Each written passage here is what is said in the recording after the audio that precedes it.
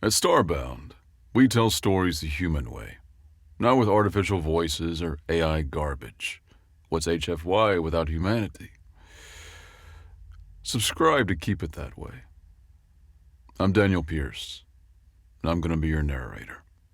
Now, let's begin.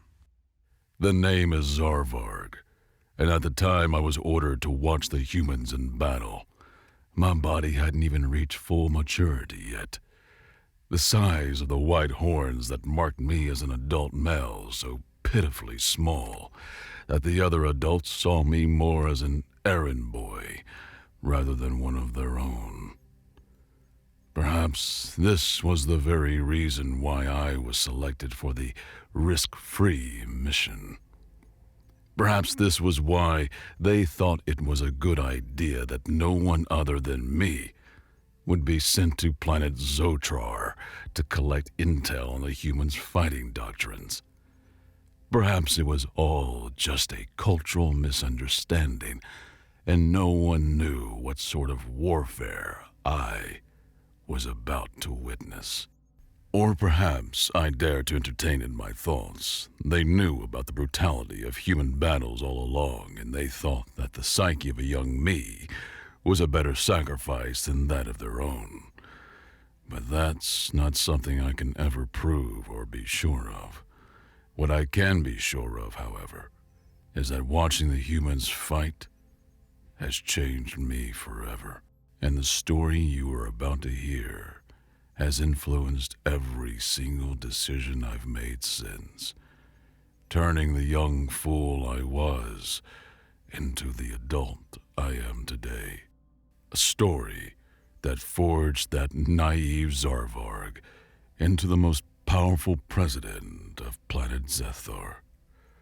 But let me start from the beginning of that transformation.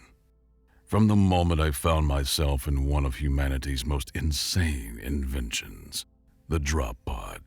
I still remember every detail of that day, 40 cycles ago, when my soft scales and softer judgment had led me into that metal coffin. You modern Zetharians, with your comfortable shuttles and gravity cushions, cannot imagine the sheer audacity of human military transport. They take a metal capsule barely larger than a storage unit, stuff it with soldiers, strap some heat shields to it, and fire it at a planet like ammunition. They call this rapid deployment. Any sane species would call it voluntary meteor simulation. The truly mad part? Even now, in these modern times when humans have mastered faster-than-light travel, they still insist that turning soldiers into kinetic projectiles is perfectly reasonable. If it ain't broke, don't fix it, they say. Here's what I say. If your deployment strategy involves becoming a falling star, perhaps reconsider. Yet, there I was, young Zarvarg, strapped into one of these death traps, my tail folded 3 times just to fit. The red emergency lights turned everything crimson, including the 3 humans packed in with me. 3 soldiers who'd been ordered to let me observe their mission to liberate planet Zotrar from the Gorathi invasion. The Gorathi. Even now, that name makes my scales tighten. They were the scourge of the outer systems, a species that had long ago replaced their falling bodies with mechanical exoskeletons, their green flesh visible only through the joints of their armor. They conquered worlds not for resources or territory, but for the sick pleasure of harvesting neural tissue from sentient species. Planet Zotrar's native inhabitants, the peaceful Zotrani, were their latest victims. The Galactic Council had debated for cycles about intervention. The humans had deployed in days. 2 minutes to impact, announced Nick Harrison, the squad leader sitting across from me. He was checking his light weapons. Light for humans, though his rifle alone weighed more than my entire ceremonial outfit. Nick was enlarged by human standards, maybe 180 of their centimeters, lean and coiled like a spring. Sharp features, close-cropped brown hair, and eyes that never stopped calculating. There was an aura around him that suggested violence was just physics to him. Force, velocity, angles of attack. nothing more. To his left sat Alex Volkov, a glacier of a man whose hair so pale it was actually white, not the pinkish beige skin color that humans inexplicably call white. I still find it amusing that my pearl white scales are more literary white than these white humans, but I digress. Scars mapped his face like battle history, the most prominent running from his left eyebrow to his jaw. He cradled a rifle longer than I was tall, what they called a sniper rifle. He hadn't spoke once since we'd boarded. And then there was Django Okonkwo. Ancestors preserve me, Django Okonkwo. Over 2 meters of dark-skinned human fortress, carrying enough ammunition to supply his Athorian outpost. His heavy weapon, which he had named Betsy because of course humans name their instruments of death, was strapped to his back. He caught me staring and grinned. "First drop, little gecko." His bass voice somehow conveyed a hint of amusement despite our situation. Little gecko. If only he knew how close to accurate that was. We Zathorians are indeed reptilian, though we prefer scale-blessed. My own scales were still translucent white of youth, my horns merely pitiful nubs that barely extended past my skull. Where humans had hair, I had a ridge of flexible scales running from my forehead to neck. My vertical pupils kept dilating in the pod's light. I was 2/3 Nick's height and probably half his weight, Tell excluded. "Observer Varg is here at Joint Command's request," Nick said without looking up. "He observes, we fight, we complete the mission. Assuming the Galathi don't turn us into neural paste as soon as we land." Alex finally spoke, his Russian accent thick. "Well, they have to catch us first," Django laughed. The pod shuddered violently. We were entering atmosphere. My stomach tried to escape through my throat while the humans continued talking as if we weren't plummeting toward a battlefield. "Remember," Nick said, "the Garathi have fortified the eastern approach to the Zotrani sanctuary cities. We punch through their lines, link up with 2nd and 3rd Squad at Point Bravo, then push the main shield generators. Every minute we waste, more Zotrani die." The casual way he said it, more Zotrani die, while checking his grenades, made my scales crawl. But perhaps that was the point. The humans weren't here for glory or conquest. They were here because beings needed saving, and humans, insane as they were, had answered the call. 30 seconds! The pod screaming intensified, metal groaned. I could hear air shrieking past us like vengeful spirits. Django started humming, actually humming, what sounded like a lullaby. 10 seconds! I squeezed my eyes shut and prayed to every ancestor I could name. The impact was indescribable. We hit Zotrar's surface like the universe's angriest fist. Only the inertial dampeners and crash foam saved us from becoming paste. Every organ in my body felt rearranged. The pod doors exploded outward, and I mean literally exploded because humans put bombs on everything, and before the smoke cleared, they were moving. What I saw when I stumbled out made me freeze in primal terror. The Garathi were everywhere. Imagine a creature that once might have been beautiful, green skin, that probably once were peaceful creatures in their home world, now encased in mechanical horror. Their exoskeletons were patchwork nightmares of stolen technology, 8 feet tall with weapons grafted directly onto their arms. Their faces were the worst part.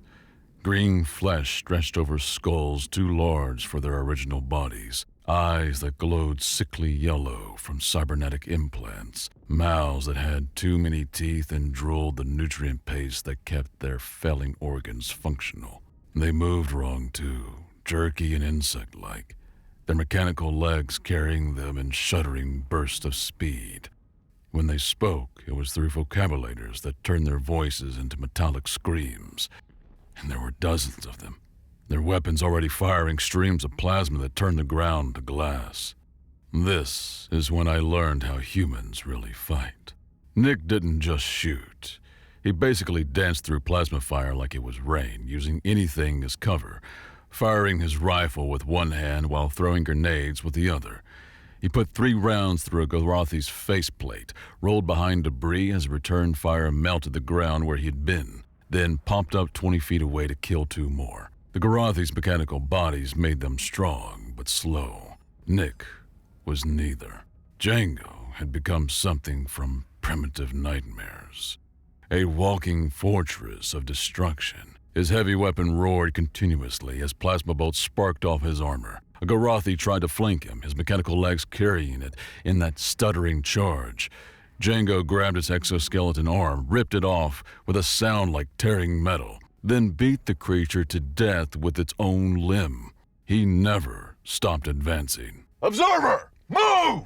Nick's voice crackled through my comm unit. A Garathi rushed toward me, its mechanical legs eating up ground in those horrible, jerking strides. Its face, ancestors, its face was splitting open, too many teeth gnashing as it raised its plasma cannon toward me. I couldn't move, couldn't think. The Garathi's head exploded in green mist and sparking electronics. Somewhere distant, I heard the crack of Alex's rifle. "I said move!"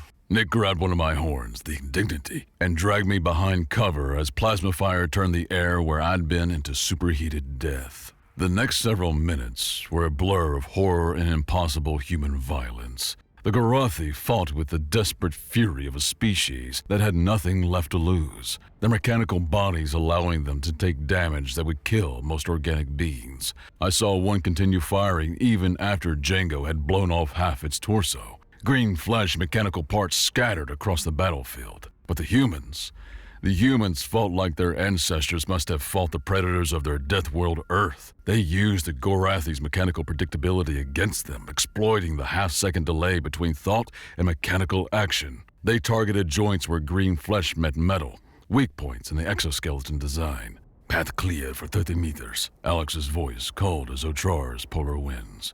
I never saw him, just heard his rifle speak and watched Garathi die in sequence. Nick dragged me forward through a nightmare of green flesh and sparking machinery. We passed a dying Garathi, its mechanical legs still moving, green fluid leaking from its ruined face as it tried to speak through its broken vocabulator. The sound it made will haunt me forever. Part machine error, part organic agony. "Why?" I gasped between breaths. "Why are you killing them this way?" "Because someone has to," Django answered, reloading Betsy. "The Zotrani can't fight these things. Your people won't. That leaves us." A massive Garathi in heavier armor appeared, commander class from the look of its more sophisticated exoskeleton. It stood 9 feet tall, 4 arms, 2 original, 2 grafted, each carrying a different weapon. It spoke in that metallic scream. "Humans, you should have stayed on Earth. Now your neural tissue will feed our continuation." No thank you, Nick replied, and all 3 humans moved at once. What followed was 20 seconds of violence so intense I can barely process it even now. Django drew its fire, his armor taking hits that would have vaporized me. Nick flanked right, targeting the joints where its extra arms connected. Alex's rifle spoke 4 times, each shot destroying a weapon system. The commander charged Django with surprising speed for something so large. Django met it head on, actually grappling with a being that outweighed him in mechanical armor. They crashed through a ruined wall, Django somehow turning the creature's own momentum against it. Nick was there in an instant, his combat knife, a knife, finding the gap where the creature's helmet met his chest plate. Green blood sprayed as he severed something vital. The commander's scream through its vocabulator could have shattered glass. It died, badly, all 4 arms flailing as its mechanical systems failed one by one. Green flesh visible through gaps in its armor, twitching in final, horrible spasms. "Yeah. Point Bravo, 100 meters, Nick announced, not even breathing hard. Those last 100 meters were filled with desperate Garathi trying to stop us from reaching the other human squads. They knew what it meant. Humans establishing a foothold meant the beginning of their end on this world.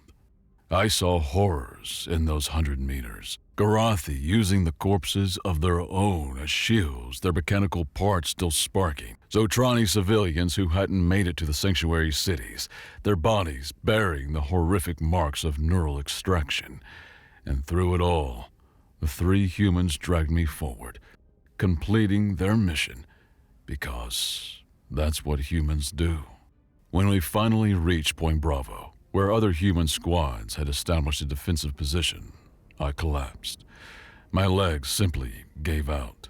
Around us, the remains of at least 40 Gorothi made the ground a graveyard of green flesh and twisted metal. First squad plus observer reporting.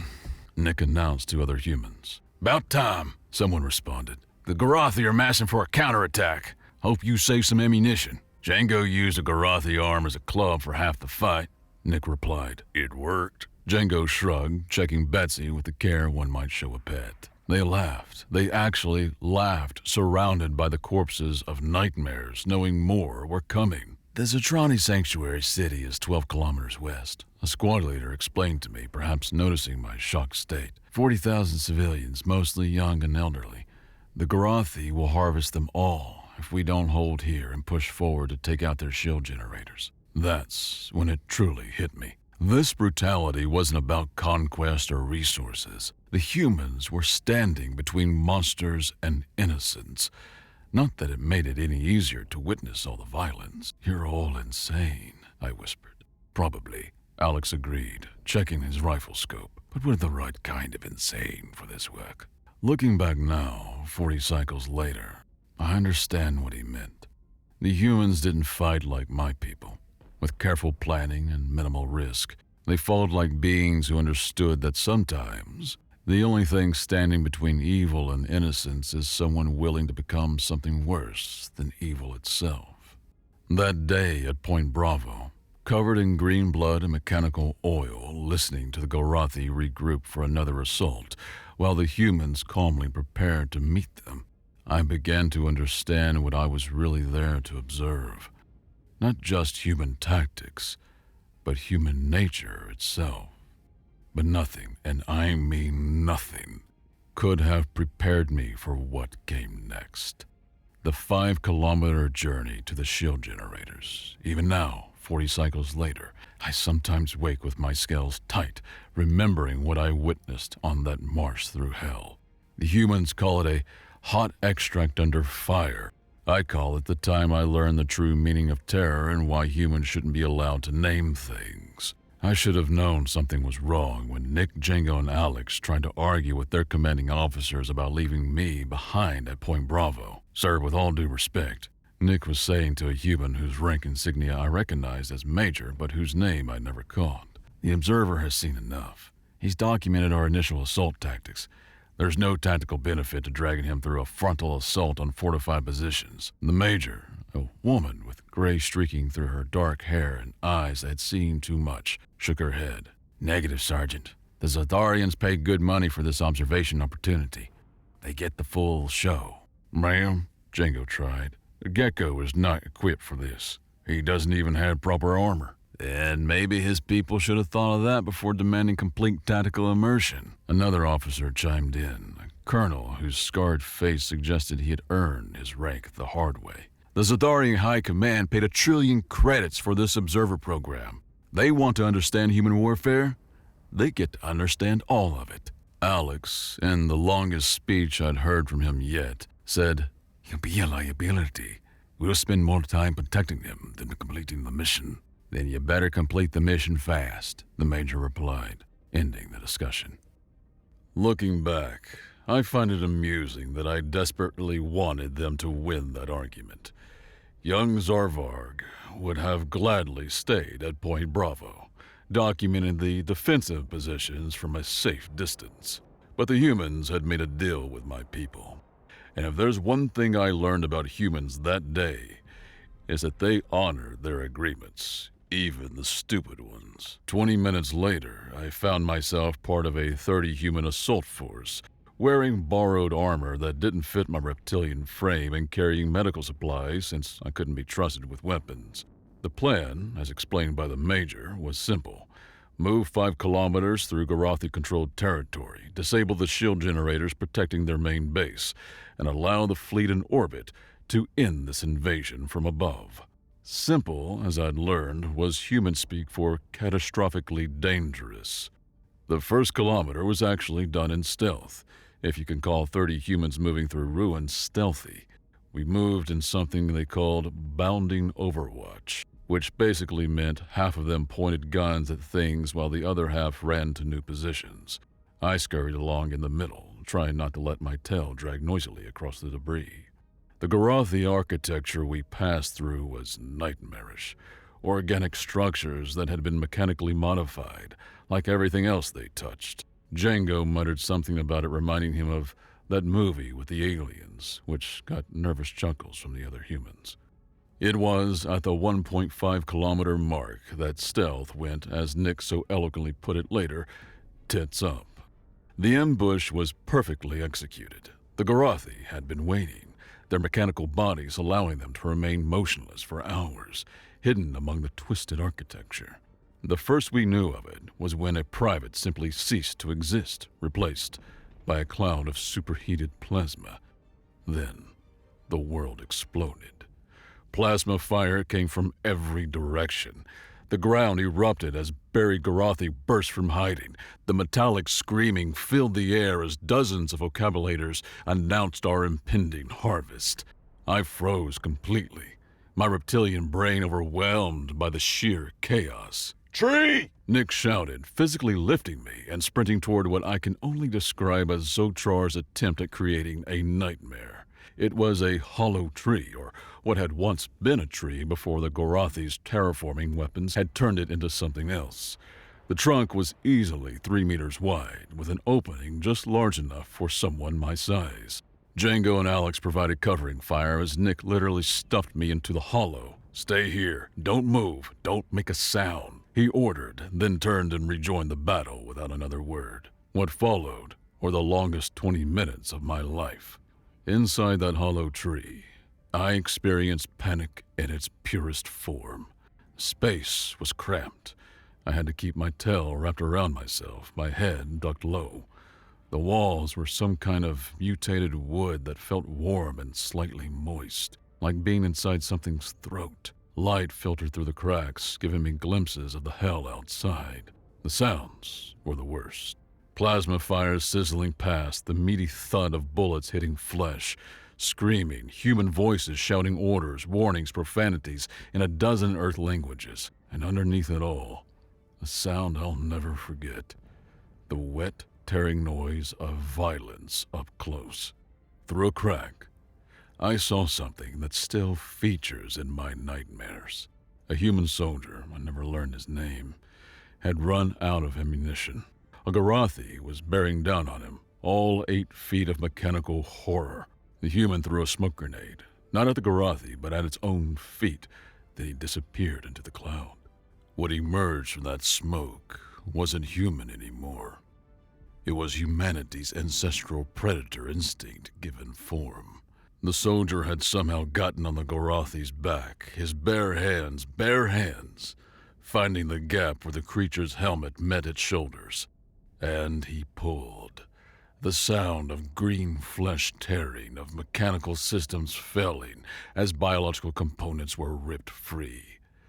I watched him literally tear the Garathi's head from its body, with nothing but leverage and rage. The severed head hit the ground near my tree, vocabulator still trying to scream through ruined speakers, yellow eyes dimming as the neural tissue died.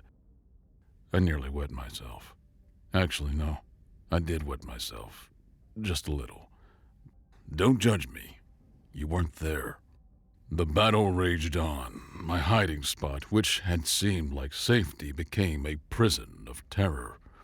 Every plasma bolt that hit the tree made it shudder.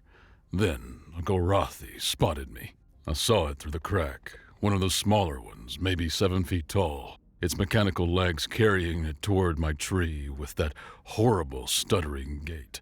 Its plasma cannon was charging, green energy building at the barrel's tip. No, I whimpered, pressing myself against the back of the hollow. The tree exploded. Not completely, just the front half vaporized by plasma fire. I was suddenly exposed, on my knees in what remained of my shelter, staring at the Garathi as it recharged for a killing shot. its face split in that too wide of a grin, mechanical jaw unhinging to show rows of teeth that had no business being in any mouth. Young neural tissue. Its vocabulary screeched. Excellent harvest. The Garothi's head disappeared in a red mist. Django stood behind where it had been, holding what looked like a primitive earth weapon. A shotgun, I learned later. "No one hurts our gecko," he said as casually as if he had swatted an insect. Nick and Alex appeared from different directions, their weapons creating a protective circle around me. I thought we told you to stay hidden, Nick said, pulling me to my feet. The tree exploded. I protested, my voice embarrassingly high-pitched. "Trees do that in war," Alex observed, which might have been his attempt at humor. The battle was winding down, but winding down in human terms meant only shooting at things occasionally instead of constantly. I found myself on my knees again, trembling uncontrollably, my scales flickering between white and a sick green color, a fear response I didn't even know I had. When the shooting finally stopped, I looked around and nearly vomited again. The battlefield was... Ancestors help me. I don't have words. Garathi bodies, parts of Garathi bodies were everywhere. Green flesh mixed with mechanical components created a carpet of horror. Some were still moving, things firing randomly in death. Heads separated from bodies, limbs scattered like a violent child's toy. One Garathi had been cut completely in half, its mechanical legs still standing while its torso lay 10 feet away. The humans had lost people too. 5 empty sets of armor that had once contained soldiers. For the Garathi, they had to be 60, 70 corpses, maybe more. It was hard to count when some of them were in so many pieces. "You okay, little gecko?" Django asked. I laughed. It was a horrible sound, half hysteria, half disbelief. "Okay, I just hid in a tree while you turned living beings into abstract art." "Hey," Nick said, kneeling down to my level. "You survived. That's what matters." "I didn't do anything. I just hid and panicked and..." I gestured at the wet spot on my armor. "You observed," Alex said simply. "That was your mission." They were trying to cheer me up, I realized. These insane, violent, impossible humans were trying to make me feel better about being a coward. "You should have abandoned the observation role," Nick said more seriously. "Found better cover, maybe grabbed a weapon. Hiding only works if you're actually hidden." "I don't know how to use weapons." "Then we'll teach you," he said simply. "Can't have our gecko getting harvested." That's when I realized they'd adopted me. Not officially, but in that way humans adopt anything they decide needs protecting. I was their gecko now. They ended up carrying me the last 3 kilometers, not because I was injured, but because my legs simply wouldn't work properly. Django threw me over his shoulder like a sack of grain, my tail dragging behind us, while Nick and Alex cleared the path ahead. We encountered 2 more Garathi patrols. I watched from my undignified position as the humans eliminated them with the casual way of exterminators dealing with pests. No hesitation, no mercy, just swift and brutal violence. When we finally reached the shield generator complex, I was a different being than the one who'd entered that drop pod. I'd seen humanity without its mask of civilization. Witnessed the primitive core that allowed them to thrive on a death world and spread across the galaxy. They weren't simply soldiers. They were apex predators who'd learned to use tools. The destruction of the shield generators was almost anticlimactic. The humans planted their explosives while I documented everything with shaking claws. We were 2 kilometers away when the generators exploded, a pillar of green fire reaching toward the sky. Within minutes, kinetic strikes from orbit began raining down on Garathi positions. The invasion was over, but my education was just beginning. Over the next month, as I continued my observation mission, something changed in me. The humans, particularly Nick's squad, took it upon themselves to toughen up the gecko. By the 2nd week, I was carrying a sidearm. A small one by human standards, but it felt like carrying a portable cannon. By the 3rd week, had actually fired it at a Garathi scout that got too close to our position. I didn't hide in trees anymore. By the end of my observation period, I'd participated in 6 more combat operations, minor ones mostly cleanup operations as the Garathi retreated from Zotrar. But I was there, fighting alongside the humans, learning their controlled chaos.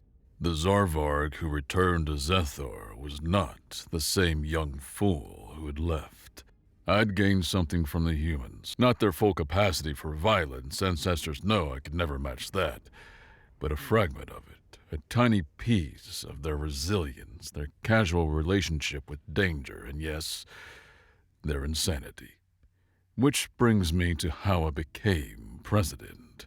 You have to understand, Zathorian politics before my return were civilized. Debates were held in climate-controlled chambers. Disagreements were settled through lengthy deliberations. The most aggressive thing that ever happened was someone raising their voice slightly above conversational level. Then I came back for my observation mission. My first political debate was against Councillor Varming, who'd held his seat for 60 cycles and was considered unbeatable. He was explaining his 40-point plan for gradual economic reform when I stood up and said, "That's the stupidest thing I've heard since Django suggested we walk it off after a plasma burn." The silence in the chamber was deafening.